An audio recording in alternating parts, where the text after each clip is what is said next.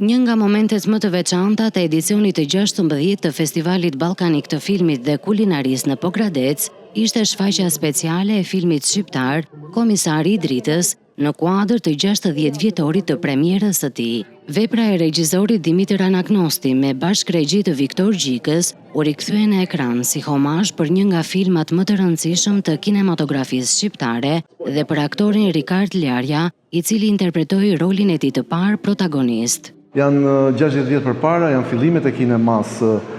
shqiptare, por e veçanta e këtij filmit është që në rolin kryesor është Rikard Ljarja, është filmi i tij i parë si aktor, dhe po njëkohësisht filmi i parë si regjisor i Dimitër Anagnostit